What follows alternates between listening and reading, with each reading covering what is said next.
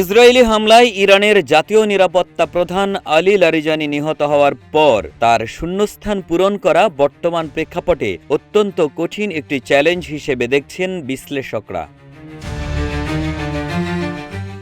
লারিজানিকে শুধু একজন বর্ষিয়ান রাজনীতিবিদ নয়, বরং ইরানের অন্যতম গুরুত্বপূর্ণ সিদ্ধান্ত গ্রহণকারী এবং দক্ষ আলোচক হিসেবে বিবেচনা করা হতো। তিনি দেশের অভ্যন্তরে বিভিন্ন রাজনৈতিক গোষ্ঠী এবং আন্তর্জাতিক অঙ্গনের মধ্যে কার্যকর সেতুবন্ধন গড়ে তুলেছিলেন।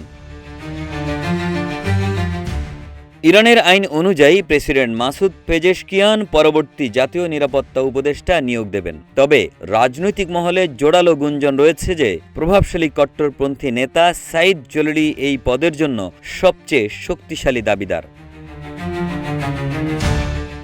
বিশ্লেষকদের মতে সাধারণত সর্বোচ্চ নেতার ঘনিষ্ঠ প্রতিনিধিরাই জাতীয় নিরাপত্তা পরিষদের এই গুরুত্বপূর্ণ দায়িত্ব পেয়ে থাকেন। লারিজানির অনুপস্থিতিতে জলিলি সম্ভাব্য বিকল্প হিসেবে এগিয়ে রয়েছেন, কারণ তিনি এর আগেও জাতীয় নিরাপত্তা উপদেষ্টা ও প্রধান পরমাণু আলোচক হিসেবে দায়িত্ব পালন করেছেন।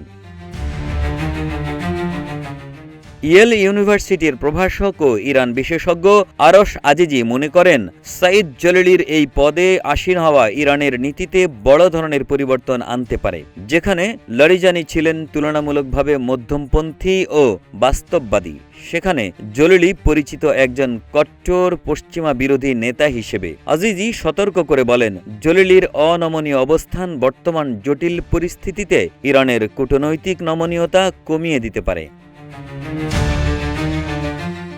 এদিকে ইরানের ক্ষমতার আসল চাবিকাঠি যেহেতু এলিট রেভলিউশনারি গার্ডসের হাতে, তাই তারা হয়তো এমন কাউকে খুঁজছে যার সামরিক অভিজ্ঞতা বর্তমান সংঘাতময় পরিস্থিতিতে বেশি কার্যকর হবে।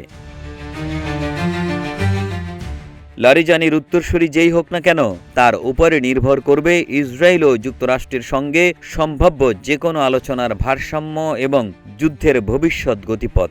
লারিজানির মৃত্যুর পর এক বার্তায় সাইদ জলিলি অবশ্য দাবি করেছেন যে এসব হত্যাকাণ্ড শত্রুপক্ষকে তাদের পরাজয় ও অবমাননা থেকে রক্ষা করতে পারবে না।